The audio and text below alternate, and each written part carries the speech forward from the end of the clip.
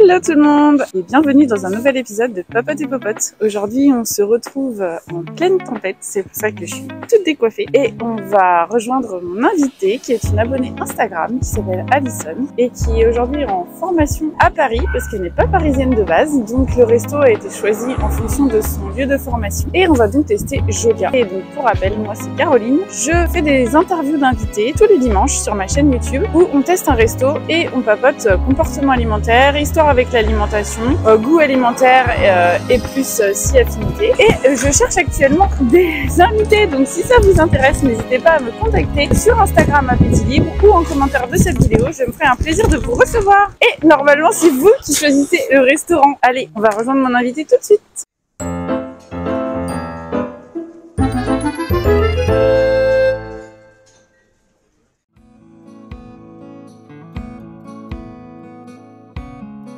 J'ai rejoint mon invité Alison. Salut. Bonjour. Alors c'est bien ta formation? C'est super. Ouais. En tout cas merci de venir compléter ma longue liste d'invités déjà. Oui. Est-ce que tu veux te présenter? Donc bonjour tout le monde, moi c'est Alison, j'ai 37 ans dans quelques jours, je suis psychologue actuellement en formation EMDR et aujourd'hui on va parler de mon expérience avec les troubles de l'oralité et les troubles du comportement alimentaire. Yes, et donc on va tester le petit resto qui est derrière qui s'appelle Jolia. Et on y va, c'est parti.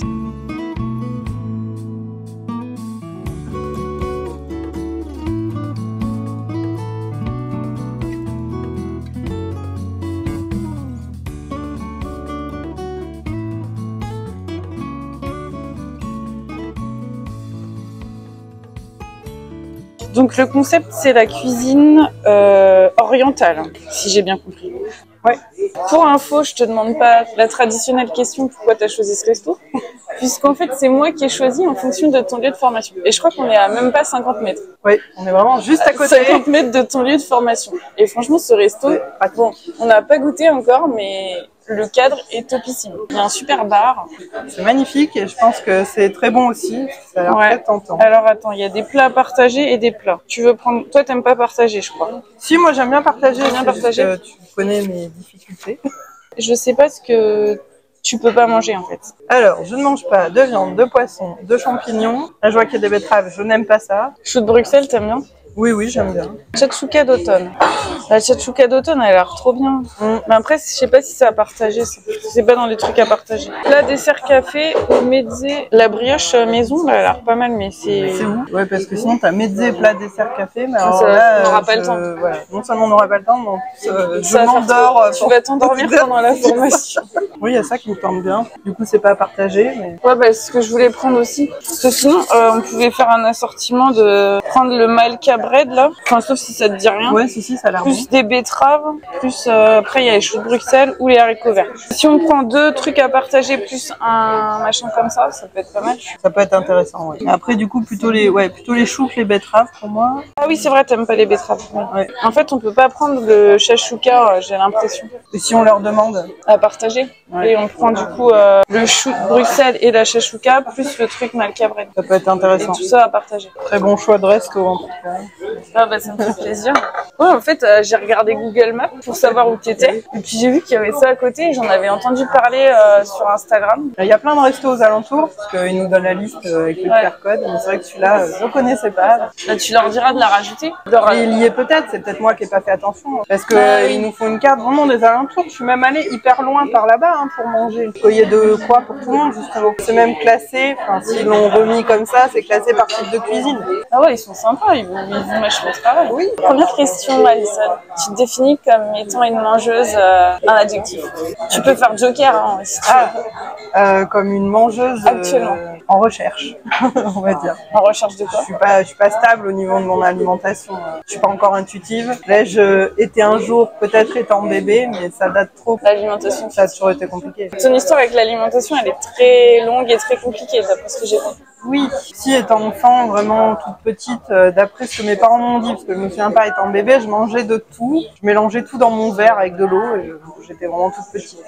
Après, par la suite, je sais que j'ai eu des difficultés avec certaines textures assez rapidement, mais moi, je suis dans une famille où on m'a incité à manger de tout, donc j'étais quand même obligée, voilà, à l'ancienne, hein, finir mon assiette, manger la viande, mais très rapidement, ça passait pas. J'arrivais pas soit à l'avaler, soit à le mâcher, soit à le supporter, même au niveau digestion. Hein. Donc très vite, j'ai diminué mes quantités de viande. Ce qui passe encore moins bien, c'est le poisson. Pourquoi?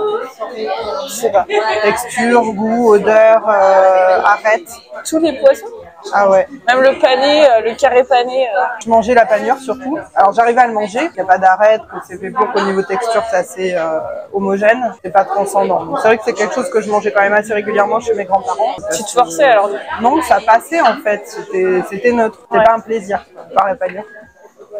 Mais après, c'est vrai que j'ai des mauvaises expériences avec des arêtes. Et ça, je pense, pour quelqu'un qui a des problèmes de texture, c'est un calvaire. Je pense aussi aux personnes autistes qui, à mon avis, quand ils ont ce genre de problème, ça doit être horrible aussi. La restriction alimentaire, vraiment très importante. Après, le saumon, par exemple, j'ai été obligée d'en manger. Mes parents ne comprenaient pas pourquoi je voulais vraiment pas en manger. Et je l'ai vomi. Et du coup, ils m'ont non plus reproposé, heureusement, parce que la viande, c'était pareil. Enfin, tout ce qui était steak, tu sais, pas très cuit. Ça se sert souvent en saignant, ou voilà, bien cuit mais pas trop cuit non plus, des choses comme ça, impossible. Du coup, tu étais étiqueté enfant difficile, entre guillemets? Oui et non, parce que je mangeais quand même des légumes beaucoup et c'était ce qui était important pour mes parents, les fruits, surtout ma mère. Ils n'ont pas cherché plus loin. Après, il y a eu des questions éthiques, hein. Moi je suis végétarienne aussi par éthique, donc quand j'ai dit à ma mère, vers 13-14 ans, que je voulais arrêter de manger des animaux, elle m'a dit tu fais comme tu veux. Pour la cause animale, ouais. Ou pour l'environnement? Oui, pour la cause animale. On parlait moins d'environnement à l'époque. Ouais, ouais. Mais peut-être que du coup, maintenant, ça te rajoute à ta motivation. Oui, maintenant, oui, bien sûr. Et tu as été diagnostiqué du coup de troubles de l'oralité, ou c'est toi qui t'es posé cette étiquette-là? C'est moi. Après des années de recherche de ce que je pouvais avoir, après la rencontre avec des orthophonistes. Ah, t'as quand même vu des orthos? Surtout sur les réseaux, mais j'ai fouillé en fait. Et puis après 2 DU de neuropsy, j'ai compris énormément de choses. Parce que tout est lié en fait.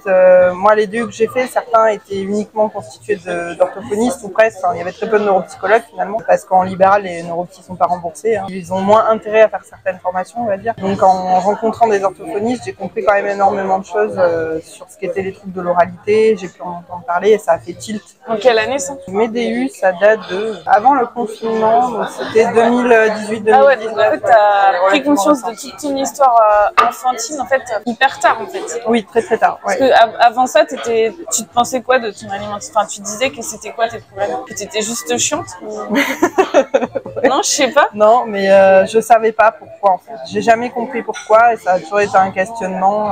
Pourquoi à un moment donné je pouvais plus manger? Pourquoi à un moment donné vraiment certaines textures passaient plus du tout? Pourquoi j'avais des dégoûts alimentaires? Après si, j'ai eu la rencontre justement avec les troubles autistiques, parce que quand on fait des études, on s'intéresse un peu à tout. Ouais, mais du coup c'était toujours quand même quand tu étais dans tes études. Ouais, pas c'est quand ça. t'étais ado. Ah ouais, d'accord. Et là j'ai compris qu'effectivement avec des troubles du spectre autistique, on rencontrait certaines problématiques alimentaires. Donc, ça m'a éclairé un peu. T'es pas dans les troubles autistiques, toi? Non, voilà, n'étant moi-même pas autiste, je me suis demandé si ça pouvait toucher d'autres publics, et c'est le cas effectivement. Et du coup, tu peux expliquer pourquoi en fait t'as ce dégoût en fait? C'est dans la bouche, c'est dans l'odeur? C'est un mélange en fait, et moi ce qui est intéressant, c'est que j'ai vraiment les deux aspects, parce que les troubles de l'oralité, il y a le côté sensoriel et il y a le côté moteur. Et c'est vrai que on parle beaucoup du côté sensoriel. Enfin, quand tu regardes Parents équipés, elle en parle pas mal, et c'est intéressant, mais elle aborde aussi le côté moteur, et je trouve ça intéressant parce qu'on n'en parle pas beaucoup. Donc le côté sensoriel, c'est vraiment tout ce qui est avec les 5 sens, hein, le goût, l'odeur, vraiment la texture. Avec si vous avez des choses dans ça. Merci. Alors ça, c'est les assiettes en fait? Ouais. C'est ouh. Tu veux commencer par quoi? Allez, on va tester un bout de... Vas-y, sers-toi. Comment ça s'appelle? Malka bread. Donc toi, t'as dit t'aimes bien le piment. Donc on a piment, je sais plus le nom. Douka, ça je connais, c'est avec des cacahuètes. T'es pas allergique aux cacahuètes? Non, si c'est chaud, goûte, tu vas voir. Et ça, c'est du tahini, je crois. Ah, moi, je suis fan. Tahini, j'en mets dans tout, partout. Je vais tester déjà, parce que... Faut voir ce qu'elle appelle pimenté. Ah oui, c'est chaud. Elle a l'air trop bonne, la brioche. Miam, miam, miam. Ouais, goûte, mais ça pique. Très bon, mais... Alors, au début, non. Oui, mais méfie-toi. Mais ça vient après. Vraiment, une petite dose, ça va. Ouais. C'est du poivron, c'est très bon. Je sais pas avec quoi c'est fait d'autre. Ça, c'est quoi? Du cas. C'est cacahuètes et c'est un mélange de... Mais ça, c'est pas pimenté. Non, mais juste... Il y a autre chose avec. Ça doit être de la crème de sésame encore. Ça sent beaucoup le cumin. J'aime pas le cumin habituellement, mais là c'est bon parce que c'est mélangé avec des noix et c'est très bon. La brioche est chaude et super bonne. Ah, la brioche, elle est trop bonne. Brioche au top. Genre bon, si on n'a pas le temps de prendre le dessert, au moins on aura eu ça en guise de dessert. Avec de la confiture, ça peut être pas mal. Bah je pense, oui. Du Nutella. Ça se mange aussi bien salé qu'en sucré. J'ai goûté avec le sésame. Là du coup c'est comme du houmous mais il n'y a pas de pois chiches quoi, c'est que du tahini. Et le tahini ça va trop bien avec les choux-fleurs. Maintenant je préfère ça que la béchamel. Miam. Wow. Merci. Je vous en prie, attention à la surprise qui est brûlante. Du coup ça faut le manger dans le plat parce que je pense qu'on peut pas le... Traditionnellement, la tchatchoula avec le pain cuit dans le plat directement et avec du pain. On peut tremper le pain en fait. Normalement c'est à base de tomates mais comme c'est pas de saison. Vous avez mis des courges. Oui, on a mis potiron, poireau. Waouh, ça va être super bon. Merci.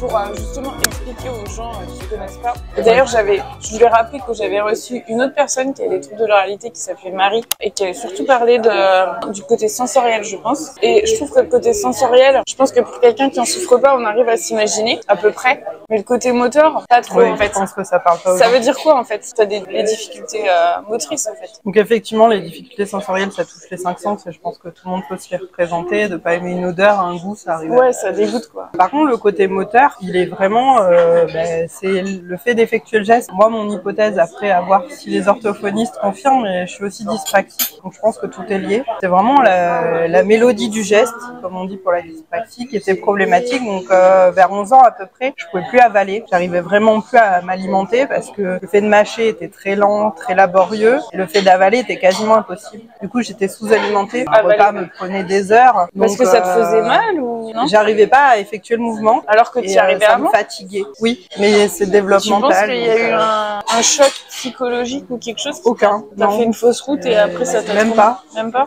Même pas, ça aurait pu, mais non. Non, c'était vraiment moteur et c'est revenu par la suite, mais ça a pris un temps assez important. Sachant que je garde encore, dans certains moments où je suis fatiguée, ça peut être plus laborieux de manger. Et au bout de 20 minutes, on a des hormones qui sont sécrétées, donc on a la satiété. Donc en plus, mon estomac se remplissait vite. Enfin, moi, j'avais l'impression de plus avoir faim. Et ça me crée des fringales atroces par la suite, donc de l'hypoglycémie, donc vraiment des malaises. Donc, évidemment, j'avais quasiment pas mangé. Donc j'étais tout le temps avec un morceau de sucre ou quelque chose à manger sur moi pour pas faire de malaise. Tellement j'arrivais pas à m'alimenter. Et les boissons, ça passait ou pas? Oui, le fait de boire, ça allait un peu mieux, mais je buvais que de l'eau, moi. Je n'ai pas été élevée aux boissons sucrées, donc c'est vrai qu'il n'y en avait pas à la maison. Ouais. Et du coup, t'as jamais fait de bilan pour voir si t'avais pas une cause organique, genre une dysphagie ouais. Tu sais, moi, il y a des pathologies avec des gens qui ont des difficultés, tu vois, parce qu'en fait, il y a aussi des lésions. Oui. Notamment, il y a un truc qui s'appelle l'œsophagite à éosinophile, diagnostic anatomopathologique. Je fais de la pub. Du coup, il faut faire une endoscopie, il faut faire des biopsies, c'est tout un truc, quoi. Ça peut expliquer les difficultés. Après, c'est vraiment dans l'œsophage, c'est pas oui, moi, ORL. c'était vraiment... Toi, c'était vraiment ORL. Puis c'était vraiment moteur, quoi. J'arrivais plus à coordonner le fait d'avaler, ça devenait compliqué. Mais effectivement, ça aurait été bien de consulter, mais il se trouve que ma mère, qui lit beaucoup je ne sais où et je ne sais quel article, avait lu que c'était temporaire et que ça allait passer. Et donc, elle, entre guillemets, elle s'est pas inquiétée, parce que forcément, on s'inquiète pour son enfant, mais elle m'a pas emmené consulter plus que ça. C'est passé, j'arrive à manger, donc c'est passé, mais ça a mis un certain temps quand même. C'est passé tout seul? Tout seul, je sais pas. Est-ce que le fait d'insister, ça fait pas une forme de rééducation, comme on fait en orthophonie? J'ai pas la réponse. J'étais très jeune. Et maintenant, t'en as encore des difficultés motrices? Ça m'arrive. Je fais régulièrement des fausses routes quand je fais pas attention. D'accord. Mais du coup, dans tes troubles moteurs, il y a entre guillemets que ça, que le truc de avaler, ou il y a d'autres? Mâcher et avaler. Ouais. Mais c'est marrant parce que ça touche pas la diction, le fait de parler. Oui, c'est vrai que je suis pas dysphasique. Je l'ai jamais été. À ma connaissance. Est-ce que c'est des mouvements différents? Là, encore une fois, les orthophonistes répondront mieux que moi, mais ça pose question. Mais j'ai jamais eu vraiment d'évaluation, de diagnostic, de bilan. T'as jamais joué d'un instrument, genre de la flûte ou quelque chose comme ça? Si, mais au collège comme tout le monde, quoi. Ça ne t'a pas posé de problème? Ça allait. Non, par contre, j'ai essayé la guitare et là, c'était très problématique. Pour jouer de la guitare, faut qu'elle soit à plat comme ça et que j'ai les deux mains sur le même plan. Donc, il faudrait jouer du piano. Je jouais du piano, du coup. Ça, elle a dit que c'était quoi? Je me rappelle plus. Je sais pas. C'est bon? Ouais. Mais alors, le chaud de Bruxelles, il y a un... Enfin, tu vas goûter, tu vas me dire. Ça, je sais pas si c'est pas de la crème, c'est assez dense, avec des herbes. Du cream cheese, peut-être. Ouais, mais c'est pas oriental. Mais un genre. Parce qu'il y a le labneh, que tu connais. C'est un fromage frais, mais je pense que c'est moins riche. Et le chaud de Bruxelles, t'aimes bien? Ouais, très bon. Je suis pas sucre salé habituellement, mais là, c'est bon. Ce que j'allais dire, j'ai pas voulu le dire, parce que je me suis dit, si je le dis, elle va pas goûter. Parce que du coup, t'aimes pas le sucre salé. À quelques exceptions près, ouais. Non, C'est quoi les exceptions? Bah ça, parce que c'est vinaigré. Et la cuisine asiatique, enfin le riz à sushi, c'est sucré un peu. Ouais, mais s'il est trop sucré, j'aime pas. T'adores la cuisine asiatique, non? J'aime bien, mais pas tout. En général, au resto, c'est quand même bien fait. Enfin, c'est rare que tu sois... Oui. Ça t'arrive d'être déçu? Oui, ça m'arrive. Et effectivement, c'est frustrant quand tu arrives dans un resto, que tu manges un plat et que t'es pas satisfait. C'est pas ce à quoi on s'attendait. Ouais. C'est frustrant. Parfois, c'est nos goûts aussi qui jouent et pas forcément le fait que le resto est pas bon. Mais ça, t'aimes bien? Ouais. Ouais, franchement, c'est bien cuisiné. Après, c'est vrai que ça dépend quoi, mais il y a des sauces asiatiques qui effectivement sont un peu sucrées. S'il y a trop de sucre, je vais pas aimer, ça va m'écœurer. S'il y en a pas trop, ça passe, ça relève un peu. Mais je sais qu'il y en a, par exemple, pour éviter l'acidité des tomates, ils mettent du sucre. Moi, ça non, parce que je vais le sentir, je vais pas aimer. Par contre, je mange du ketchup. Je vis bien avec mes propres contradictions. Du coup, tu trouves ça un peu trop et tout chrétien Non, ça va. Mais je sais pas si tu manges tout à toi tout seul. Bon, après, moi, je suis un estomac sur pattes. C'est bien le problème, c'est que là, je peux avaler des quantités astronomiques de nourriture. Et donc, en phase de réalimentation, là, je et quand t'avais 11 ans, t'avais perdu du poids à cause de tes problèmes. J'étais comme ça, j'avais plus du tout de gras. Ah ouais, à cause de ça. Oui. Et après, tu t'es rattrapé? Oui. Ça a duré combien d'années alors? Je saurais pas dire, parce que après j'ai remangé peu à peu. Je me souviens pas exactement de quand j'ai pu remanger assez pour être bien nourrie. J'étais quand même mince à l'époque. Même plutôt vraiment très mince. Je suis en pleine croissance, ouais, c'est pas une période... Ça a pas stoppé ta croissance? Non, je pense pas. Ça a peut-être retardé un peu ma puberté, parce que forcément, on est tout maigrichon, on a du mal à avoir nos règles. Et comme c'était à 11 ans, c'était un âge un peu critique, mais bon. Quand t'as réussi à remanger, t'as pas eu des rages de faim à manger plein de trucs? Je saurais pas dire. Ce que je me souviens, c'est que quand je pouvais pas m'alimenter, je mangeais beaucoup de beurre, parce que j'avais cette faim extrême. Et ma mère me grondait parce qu'elle me disait non mais tu manges que du beurre, tu peux pas manger que ça. Et j'avais envie de manger du beurre. J'avais pas de gras du tout, oui. Bah, en même temps, c'est que t'en avais besoin, je pense. Oui, je pense aussi. Mais malgré tout, à l'époque, j'étais vraiment comme ça. Je suis arrivée au collège comme ça. Ma mère faisait des ourlets, mais à la taille des pantalons. Parce qu'en plus, j'avais grandi, donc j'étais obligée de m'habiller limite, tu vois, niveau adulte. En taille. Malgré ça, j'avais un pli au niveau du ventre. Déjà à 11 ans, je me souviens, j'avais cette image dans la baignoire où le pli me plaisait pas. J'ai l'impression d'avoir un gros ventre et que j'aurais voulu le couper. Donc déjà si jeune. Donc en fait, tu trouvais que t'avais un gros ventre malgré le fait que t'étais... Oui, alors que objectivement, ouais. Et t'avais eu des critiques suite à t'avais des critiques négatives de tes camarades ou de ta famille sur ton poids? Je me souviens pas à cet âge-là. Enfin si, quand j'étais trop maigre, oui, on m'a fait remarquer que j'étais trop maigre. En fait, t'avais un gros ventre. Non. Mais c'est marrant parce que du coup, t'étais maigre, donc tu correspondais un peu au standard. À l'époque, il fallait être très maigre. C'était la mode de Kate Moss et tout ça. Donc tu correspondais à peu près. Mais malgré tout, tu te trouvais trop grosse. Je trouvais que j'avais un gros ventre et je comprenais pas pourquoi. Sachant que je savais que j'étais maigre, puisqu'on me le disait, et que j'avais bien vu qu'il fallait faire des ourlets à mes pantalons, et que j'arrivais pas à manger. Donc, dans mon idée, avoir du ventre, c'était pas logique. Ouais. Ça, c'est ce dont je me souviens, parce qu'après, voilà, j'étais jeune, je me souviens pas du tout. Ouais. Et du coup, t'as fait quoi à cet âge-là, rien, parce que j'étais très jeune. Mais après, par la suite, oui, j'ai tout fait pour essayer de perdre ce ventre. À partir de quel âge? 16 ans, je dirais. Et là, t'avais un poids normal à cet âge-là? Non, j'étais déjà mince, en fait. J'étais en pleine croissance. J'avais repris du poids normalement après avoir pu me réalimenter. Mais j'ai jamais trop grossi. J'étais normale, mais normale plutôt mince. Moi, dans mon idée, en faisant des abdos et en perdant du poids, je pouvais avoir un ventre plat. C'était effectivement la mode des ventres plats, des femmes toutes minces. Ça l'est toujours. Hein. Le ventre plat, il est jamais parti. Malheureusement. Ce serait ouf le jour où ce sera la mode des ventres ronds. C'est vrai qu'on a eu les fesses, mais on n'a pas encore eu les ventres. On n'a jamais eu les ventres. Hein. Je crois qu'on n'est pas près de l'avoir. Parce qu'en fait, c'est le truc le plus dur à avoir, je pense. Disons que c'est vraiment génétique, quoi. T'auras beau faire tout ce que tu veux. Les fesses encore, tu peux, je pense, te muscler à mort. Tu peux mettre des implants, tout simplement. Ah oui, non, mon but, c'est d'en perdre. Je suis là avec des fesses. Même maigre. Est-ce que je peux goûter ça? Vas-y, mange. Je vais goûter ça. Et du coup, c'est quoi les différentes choses que t'as mises en place à partir de 16 ans pour essayer de... Non, je me suis mis à faire des abdos beaucoup. Moi, mon rêve, c'était, tu sais, ces femmes qui n'ont même pas le ventre plat, mais en creux où t'as le bassin qui ressort. Ou alors, moi, il fallait, tu vois, tirer une ligne. Moi, c'était mon goal. Tu prends tes 2 épines iliaques là. Tu vois ce que c'est? Tu tires une ligne comme ça et le ventre il doit pas dépasser. Ouais, bah voilà, c'est mon rêve. C'est fou ce genre de moi rêve. Aussi, même quand j'ai été au plus maigre que j'ai pu le faire, j'ai jamais eu ça. Je pense que tu vois, il y en a, ils ont les organes pas foutus pareil. Genre les intestins, ils sont pas mis pareil dans le ventre et du coup ça doit. Je sais pas. Ça doit faire. Je sais pas où ils plantent leurs organes, mais en tout cas, ils arrivent à avoir le ventre en creux. C'est limite en creux, oui, parce que t'as les os qui dépassent. Je me souviens, je trouvais ça trop beau, moi, à l'époque. Je disais, il faut que je sois comme ça. Oui, moi aussi. Ça et le side gap. Ça, qui est génétique aussi. Ça, j'ai jamais trop eu ça comme goal, mais. Ah si, attends. Je crois que j'ai voulu l'avoir à un moment au lycée. C'était à la mode au lycée. Ouais. Mais après, j'ai compris que c'était n'importe quoi. Oui, mais on savait pas que c'était génétique. Enfin, moi, personne ne me l'avait dit. C'est comme tu peux avoir les cuisses qui se frottent sans être grosse. Souvent, il y a des gens qui disent ah, j'ai les cuisses qui se frottent, donc je suis grosse. Bon, après, il n'y a rien de mal à être grosse, hein, mais c'est juste que non, en fait, t'as les cuisses qui se frottent et puis c'est tout, quoi. C'est comme tu peux avoir un ventre rond et être pas grosse, en fait. Et pas enceinte. Est-ce que tu veux goûter? Allez. C'est bon? Ouais, super bon. Je sais pas où il est l'œuf, mais. C'est ce que j'allais dire, il est où l'œuf là-dedans? J'ai vu de l'œuf là, tu vois, il y a du blanc.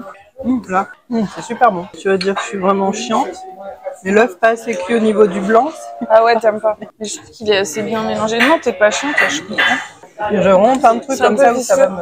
Ça te donne la nausée? Ouais, j'ai du mal, ou alors, tu sais, je me fais des idées dans ma tête, c'est pas cuit, donc je vais choper des bactéries. Ça, c'est pas des troubles de l'oralité, non, ça? ça vient de tout ce qu'on nous met en tête. Et pourtant, étant enceinte, j'ai mangé du fromage au lait cru, je me suis pas privée. Ouais. Mais maintenant, je peux plus manger une mousse au chocolat, enfin, j'ai du mal. Quoi. Depuis quelques temps, on parle plus, peut-être qu'on en parle plus de bactéries aussi. Quand il y a eu les pizzas, tu sais, là, avec le scandale, j'ai été intoxiquée, moi.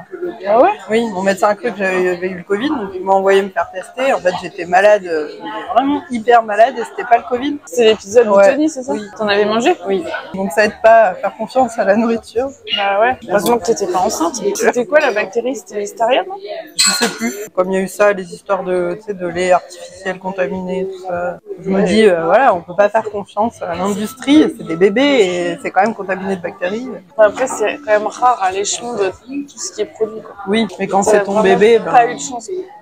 Enfin, parce que perso, je fais plus confiance à l'industrie agroalimentaire qu'au petit producteur qui fait ses trucs dans son coin et tu sais pas trop. Enfin, il n'y a pas de contrôle, quoi. Là, c'est que le truc a échappé. Je sais pas. En tout cas, il y a eu un problème de contrôle à un moment donné sur la chaîne, quoi. Ouais. Après, il y a plein de choses qui affectent l'alimentation au fur et à mesure de notre vie. C'est pas que les régimes, quoi. Non, il n'y a pas que les régimes. Rencontrer comme problème. C'est ce qu'on peut nous...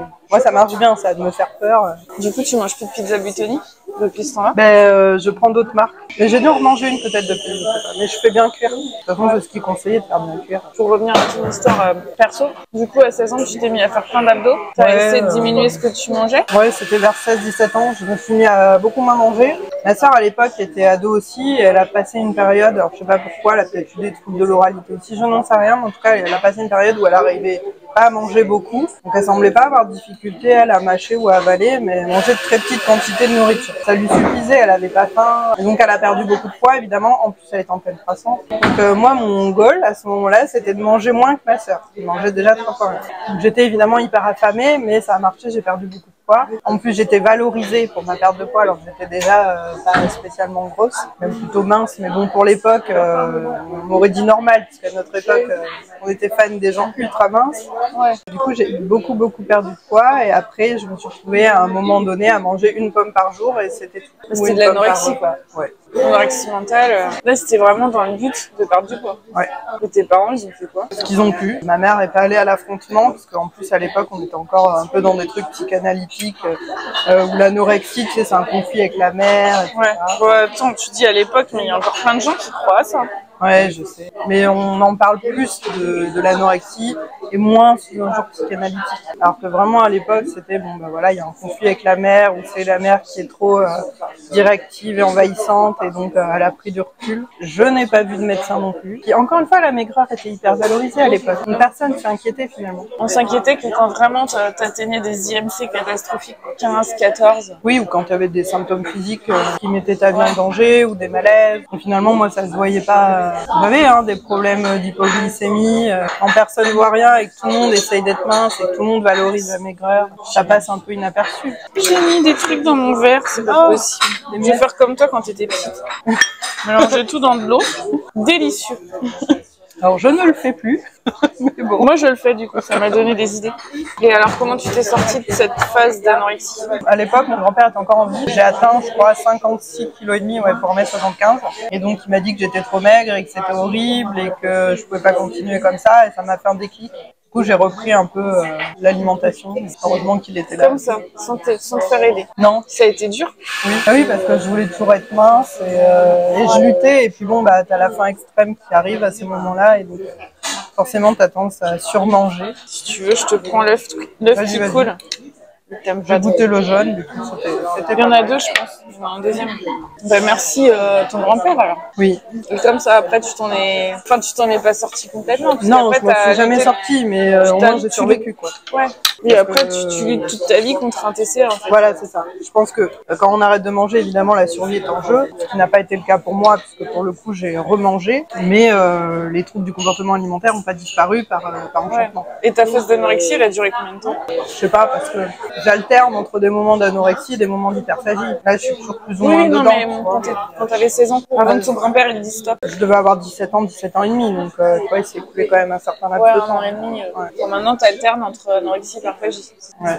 Et finalement, entre tes troubles de l'oralité et tes troubles du comportement alimentaire, qu'est-ce qui te fait le plus souffrir au quotidien? Là, les troubles de l'oralité, ça va mieux, donc c'est vraiment les troubles du comportement alimentaire. Mais l'un mène facilement à l'autre, parce que ce que j'ai développé avec mes troubles de l'oralité, c'est l'hypoglycémie, où tu fais des malaises, t'as peur d'avoir faim. Donc après, avec l'anorexie, tu luttes contre la faim. Donc vraiment, t'es dans des cercles vicieux horribles, où d'une part, t'as peur d'avoir faim, donc tu peux avoir tendance à surmanger. Et ça m'est arrivé, moi, après. Quand j'ai pu remanger, je surmangeais. Donc déjà ça allait pas. Donc pour me restreindre c'était pire.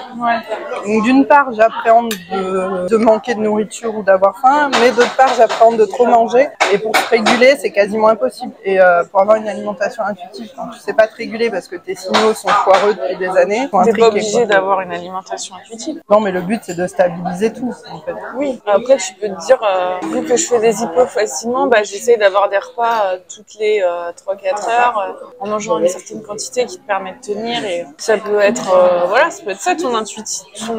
C'est ce que je fais moi. Alors je me fais engueuler parce que je mange en dehors des repas, mais je suis quelqu'un qui a tendance à plutôt avoir plusieurs prises alimentaires. C'est possible de manger qu'au repas. Moi je sais pas comment les gens ils font pour manger à midi et remanger à 20h. L'après-midi c'est tellement long, t'as besoin d'une collation, je sais pas, vers 17h. Oui, mais c'est un construit social les 3 repas. Après le goûter tu peux manger tout seul dans ton coin. Je le fais, mais de toute façon moi mon intuition ça serait d'avoir plusieurs prises alimentaires dans la journée sans forcément avoir des 3 repas. On n'est pas tous faits pour avoir nos 3 repas, je pense. Tu vois. Non.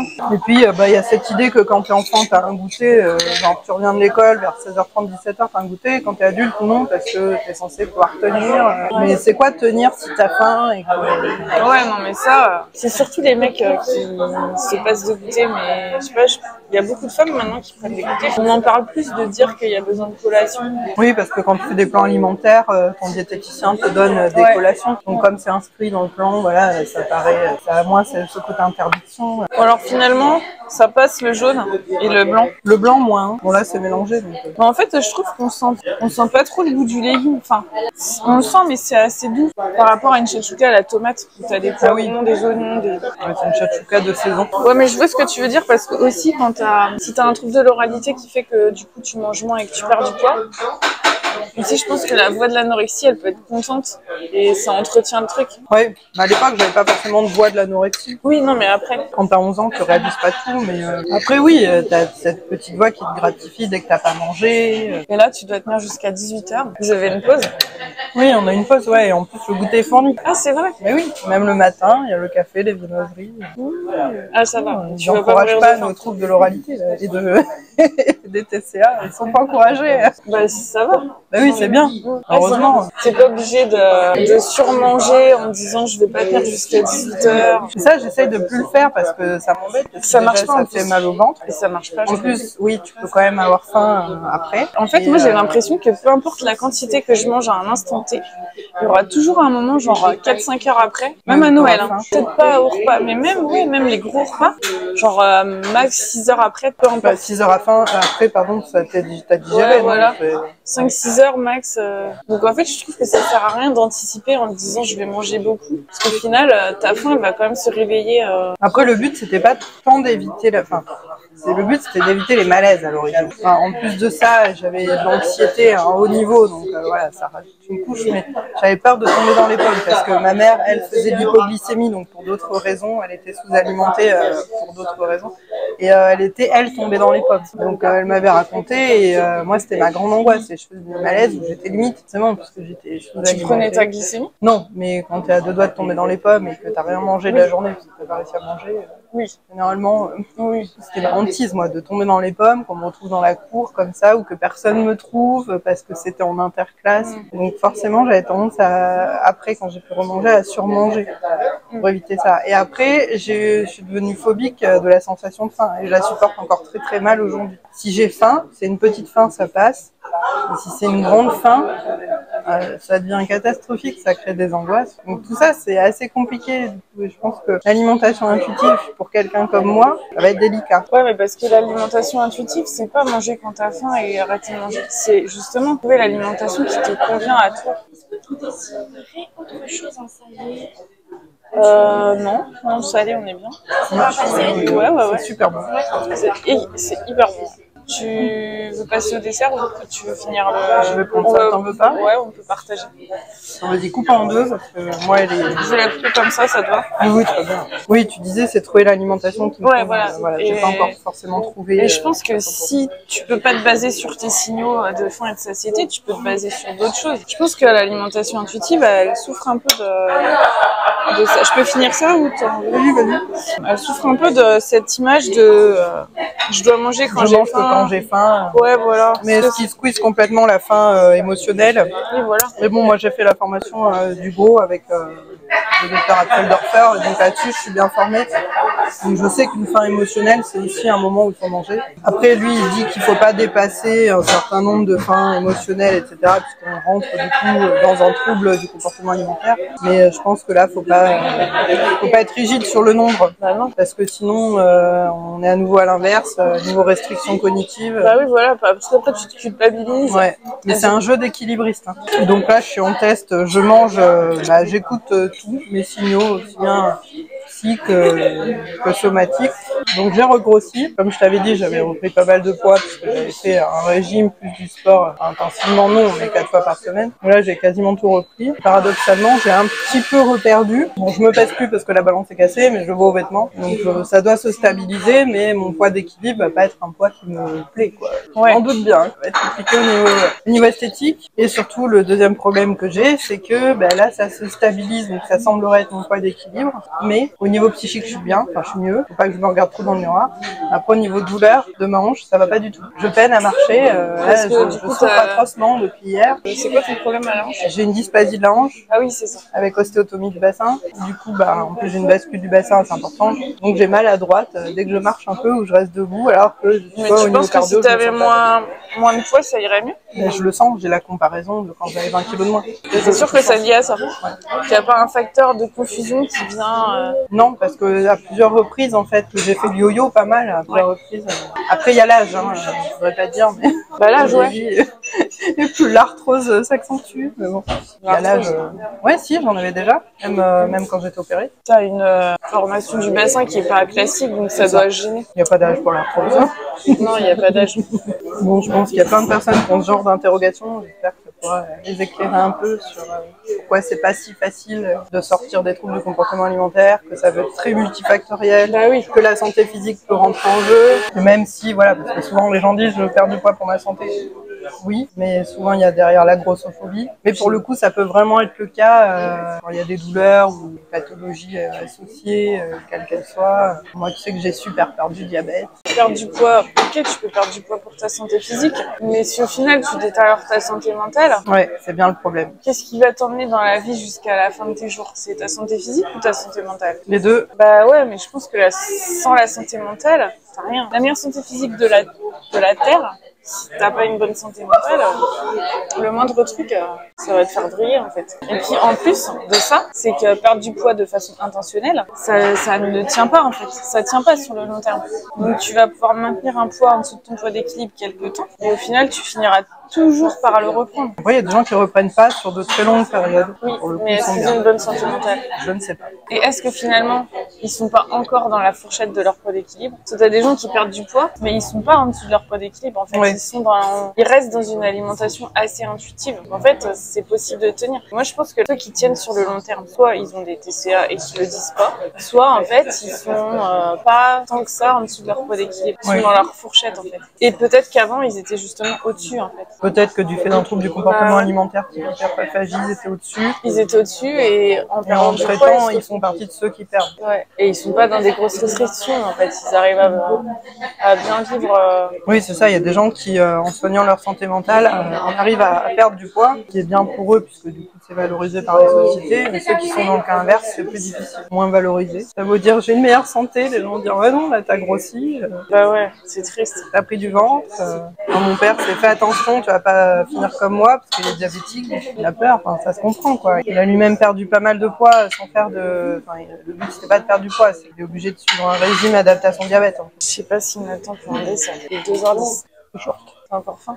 J'aurais bien pris un dessert, mais c'est vrai qu'il est 2h10. Merci beaucoup Alison d'avoir partagé ton temps de pause avant de retourner en formation. J'espère que tu auras de l'énergie, tu seras pas en train de dormir, je pense que c'est bien. Donc on n'a pas pris de dessert parce que malheureusement Alison doit repartir à sa formation, mais tu nous diras ce que ça vaut le gâteau au chocolat sarrasin grillé. Je pense que tu vas te régaler. Oui, à mon avis c'est excellent, comme le reste de la nourriture ici. Je vous recommande ce resto, c'est très bon. Et du coup, est-ce qu'on peut te retrouver avec Oui, toi si vous voulez discuter avec moi, oui. Trouble alimentaire, de l'oralité, de psycho. Ouais, donc on mettra les coordonnées de ton compte Insta. Merci à vous d'avoir regardé cette vidéo jusqu'au bout. N'hésitez pas à la liker, la partager, la commenter et à vous abonner. Et si vous aussi voulez faire partie de mes invités, n'hésitez pas à me contacter, ce sera avec grand plaisir. Et on se dit bye bye, à la prochaine!